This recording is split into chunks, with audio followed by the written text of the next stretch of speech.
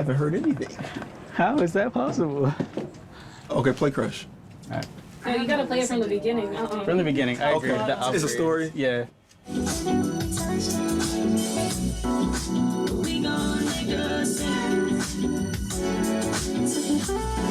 Music has always been a passion of mine. Like, I've been singing ever since I could talk.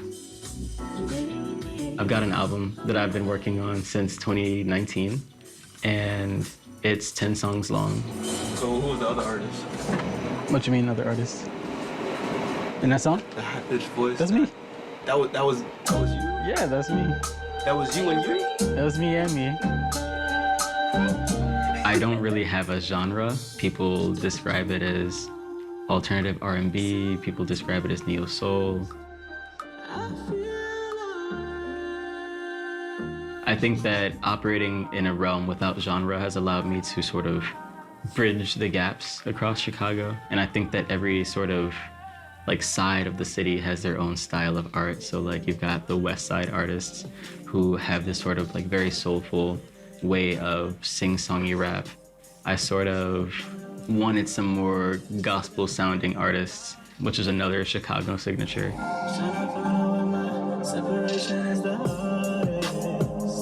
So like even there, I like directly reference like being physically separate from like spaces. You know, am I hitting these roadblocks that are like basically just due to like race and access and like where I'm from?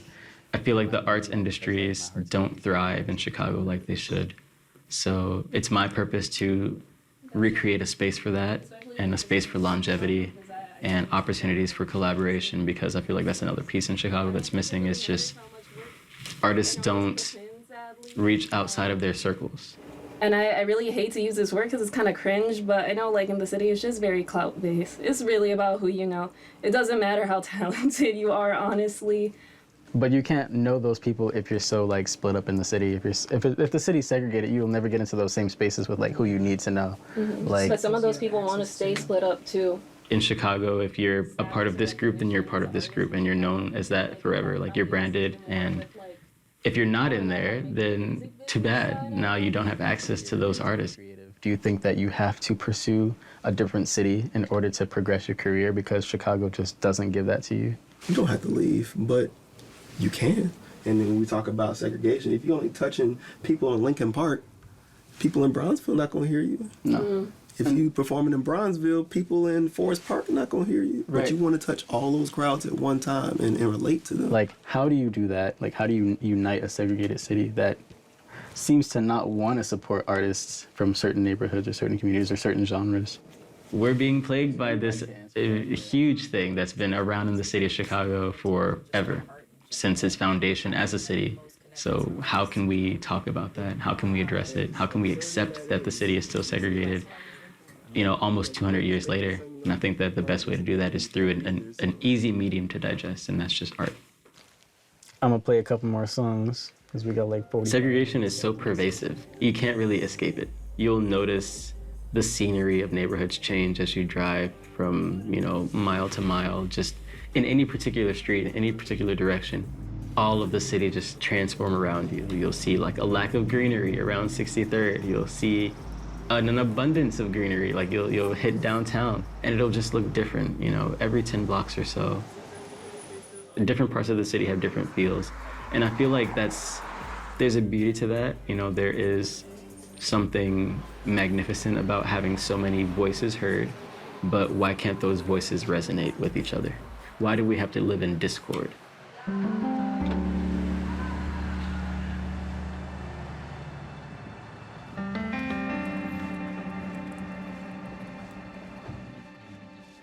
I think that a way to explore culture is through, like, you know, the taste palette.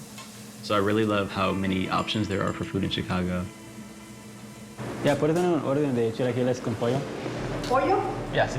¿Puedo probar para la horchata? ¿Una horchata? Gracias a ti. I consider myself a polyglot. Wait, es aquí, ¿verdad? I speak Spanish, German. I sign American Sign Language. It's one of the biggest tools that we have as a human race, is just the ability to talk to one another. Dime las cosas que nos dividen, that separate us. Las cosas que nos separan desgraciadamente es una de las cosas, es el racismo, que se nos está dividiendo todos. Otra de las cosas es la clase sociales, que unos creen que son más que otros. Y otra de las cosas es que pues, no hay comunicación entre nosotros mismos para estar juntos. No hay ninguna. Yeah, no hay. Language dissolves barriers. So just linguistics as a background in general allows me to understand what people are communicating. It feels great to be able to just sort of communicate with people in their comfort zone.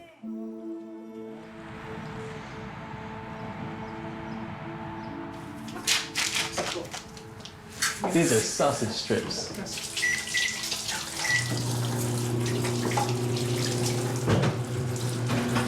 I'm just trying because this is something we've never tried before. I know.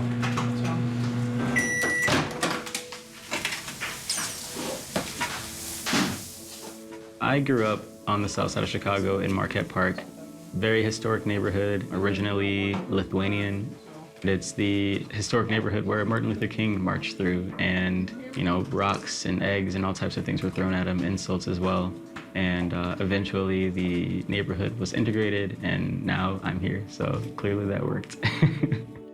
Where did we get this quiche from again? We got it from a Polish bakery, Oh yeah, it was like northwest, right? Lawrence and Austin or something like that. Yeah, it was far. And then you start speaking Polish to that lady. She was really sweet. Yeah, she was really nice. What did they call her again? Wikawashka, which just means toothpick. It means tooth.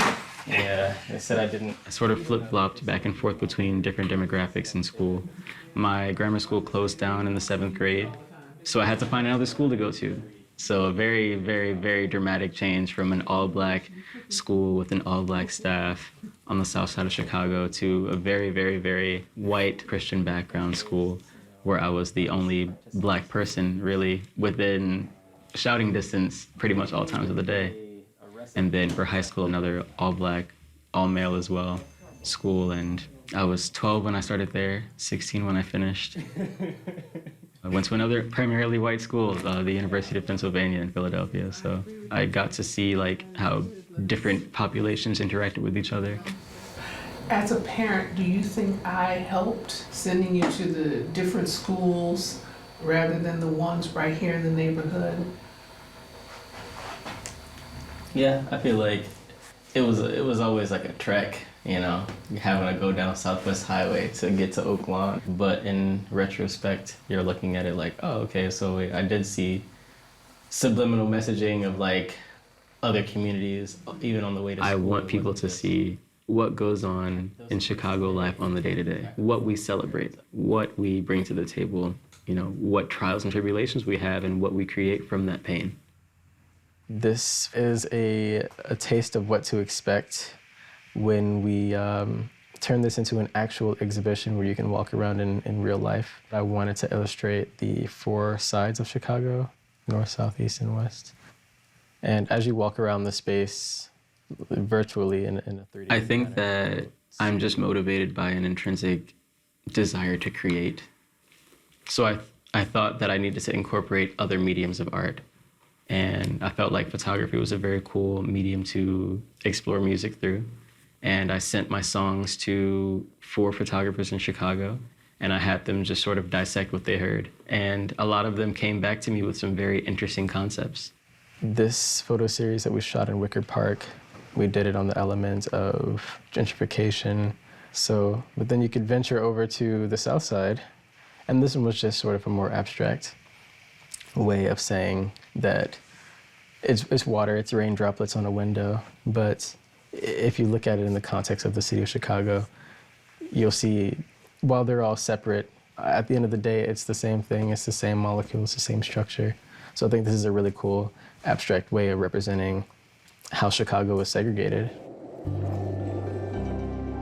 Segregation means that resources don't flow 2 ways or 3 ways or 4 ways all the time. Usually it's a one-way street.